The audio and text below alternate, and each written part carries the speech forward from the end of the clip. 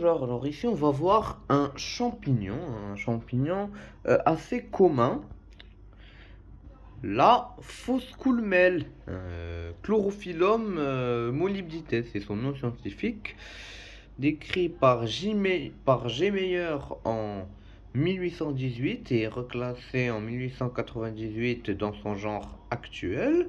C'est, comme vous pouvez le voir, un basidiomycète à lame sur l'hyménium et de la famille des agaricacées, comme les agarics qu'on va peut-être bientôt voir sur la chaîne. Alors, un champignon du groupe des lépiotes, donc comme vous pouvez voir, avec un chapeau large, caractéristique des grandes lépiotes, marginé aux bords. Les bords sont striés, ils sont bien striés, ça se voit, les cannelures sont assez visibles. Et aussi avec un pied, comme toutes les grandes lépiotes, un pied long et fin. Lui, il a été déchiré, c'est pourquoi il est comme ça. Alors, quelques caractéristiques de ce champignon. Alors déjà, on a son chapeau de couleur crème qui a des écailles. Alors, le chapeau va d'abord être un peu convexe, presque sphérique, puis lentement s'aplatir, comme chez ce spécimen adulte, sauf pour un petit mamelon au centre. Et alors, on a un chapeau, comme je l'ai dit, de couleur blanc crème, avec des écailles brunâtres. Quelques grosses, voire une seule grosse écaille au centre, et des petites écailles sur les bords. Comme vous pouvez voir ici, on voit là une petite qui s'est détachée, hein. On a aussi des lames vertes, hein, qui sont libres, qui ne sont pas attachées au pied. Et pour le pied, on a un pied blanchâtre, là il a bruni à cause du séchage, avec un anneau double et coulissant. Ici, l'anneau qui a disparu. Comme la plupart des lépiotes, hein, ils ont un anneau double et qui est coulissant. Alors ici, comme vous pouvez le voir, c'est un champignon qui ressemble à certaines autres espèces de lépiotes comestibles, comme la lépiote déguenillée, Chlorophyllum rhacodes et Macrolepiota procera, la grande coulmelle.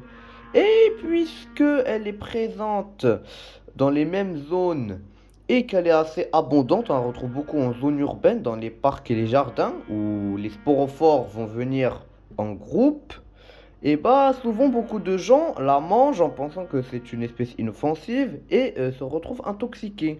C'est pas vraiment une espèce dangereuse, hein, c'est un toxique léger, hein, qui va causer des troubles gastro-intestinaux et c'est tout.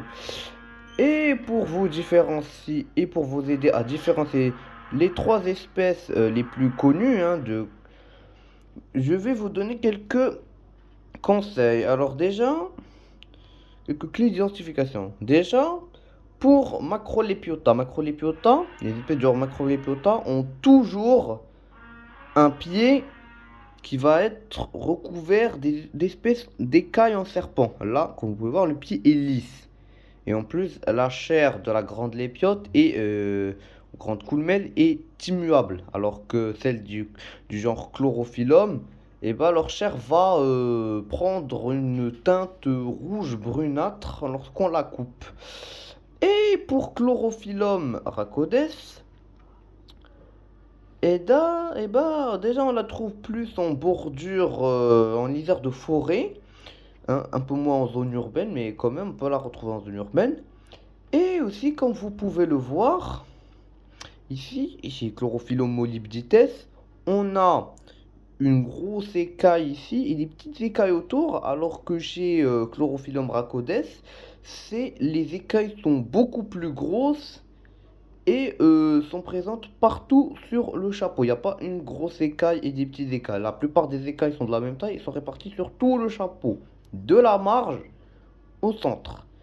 C'est une espèce assez commune, comme je l'ai dit, en zone urbaine, qui est présente dans tout l'hémisphère nord. Donc ici au Maroc, le reste de l'Afrique du Nord, l'Europe, l'Amérique du Nord et aussi l'Asie tempérée. Justement en Europe et en Amérique du Nord, puisque les coulmelles et autres lépiotes comestibles y sont présentes. Ils sont souvent confondus avec cette espèce-ci, hein, qui, elle, est toxique. C'est ça pourquoi elle cause énormément d'empoisonnement chaque année. Et pour la saison, c'est une espèce qui va apparaître à la fin de l'été. Celui-là, je l'ai récolté en août, hein, ce spécimen, et qui va perdurer jusqu'en septembre, octobre, hein, donc jusqu'à l'automne. J'espère que vous avez aimé cette vidéo et à plus tard.